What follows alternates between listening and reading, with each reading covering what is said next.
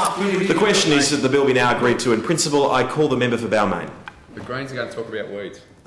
We are indeed. It's an important issue. Mr. Temporary Speaker, thank you very much, and I rise on behalf of the Greens to address the Noxious Weeds Amendment Bill 2012. Jamie's even laughing now. You put him off his game by joking. You know, sometimes, Mr. Temporary Speaker, the juvenile and embarrassingly kind of high school attitude even shocks me. So, Mr. Temporary Speaker, I rise today to address the Noxious Weeds Amendment Bill 2012. Member for B. This is actually an important piece of legislation.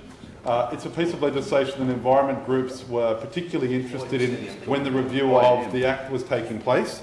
I want to acknowledge the former government and the former minister for instituting this statutory review of the Act, and also acknowledge the work of the minister in this new government for bringing this bill forward. It makes some important steps forward. We Greens would like to see further steps taken, which I'll mention briefly, but this is a very positive step forward and deserves support. The bill proposes amendments, as we have heard, to the Noxious Weeds Act 1993, following from the statutory review of the Act that was tabled on the 7th of September 2011. We believe that the amendments do strengthen the objectives of the Acts. They offer some protection from weeds being imported from other states, and they broaden local authorities' inspection powers. Now, Mr. Temporary Speaker, I don't intend to read through each one of the amendments point by point.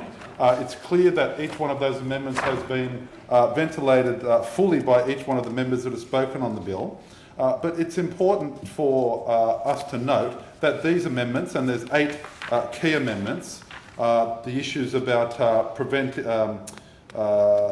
the ambiguity in definition, giving the minister new powers, requiring landowners and public authorities to provide additional information, expanding inspection powers, creating special conditions for Lord Howe Island, giving inspectors additional powers for investigation and sample taking and so on, and clarifying the relevant functions that local government must be delegated under the Act. These amendments do provide positive steps in terms of environmental protection and biosecurity, and they're consistent with the arguments submitted by environmental non-government organisations to the review of the Act. At the same time, the amendments that are proposed to the bill, while they are a step forward, there's important other steps that we think the government should be considering. The introduction of a capacity to prohibit weed species from being imported into the state, I need to note before I go on, is actually a very important development. At present, the Act only deals with controlling and preventing the spread of weeds once they've been introduced into the state. Importation restrictions can serve to address new species as well as species from elsewhere in Australia that could become a problem for New South Wales. And I acknowledge that's an important step forward, and it is also an important issue for those members here in the House from rural and regional areas, because I understand from hearing the debate and the discussion today and seeing the contributions to the review of the Act from Farmers New South Wales and others, and also from just being aware of what's going on in current affairs, that the issue of weeds in agricultural land is a very significant issue. But of course also in, as we've heard from other members, in the city areas, in suburban areas, weeds are also not just a significant issue in terms of potential effects on people from asthma weed and others, but also because of the cost of managing weeds. And while we support this bill, I wanted to take the opportunity to raise the fact that the bill has taken a blacklist approach that allows importation of any material not explicitly prohibited by the minister. A permitted list, a whitelist approach, under which any species would be prohibited by default until it passed a risk assessment, would provide a stronger preventative approach. Now, whitelisting is also consistent with the Commonwealth's approach and has been used in Western Australia since 1997. The review of the Act found broad support to consider the whitelist approach, including from environmental NGOs, and the Minister has indicated there will be a timeline for further consultation this will be developed. In our view, introducing a whitelist approach and risk assessment system, of course, would involve major reforms, and I acknowledge that it could not realistically be achieved through amendments to the current bill, but it's useful for the Minister to continue considering this matter to see whether it's a matter that could be appropriately introduced in New South Wales. Most of the other proposed amendments, as I mentioned, are reasonable improvements in terms of investigating breaches.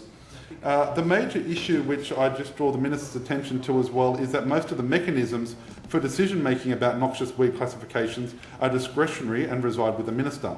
there's no legislative provisions to allow environmental authorities or scientific input to trigger a process for declaring a noxious weed or for local authorities to declare weeds. Again, the review has indicated that further consultation should take place around these issues, and I will welcome that.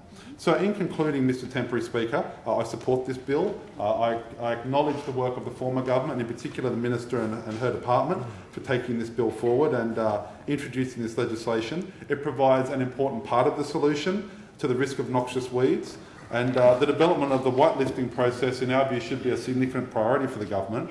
And of course, other reforms are needed to ensure that decisions about noxious weed classifications are locally appropriate, and that's something we've heard from several members. That of course they address environmental as well as agricultural concern, and as always, in my view, Mr Temporary Speaker, are based on the principles of ecologically sustainable development. The question is that the bill be now agreed to in principle.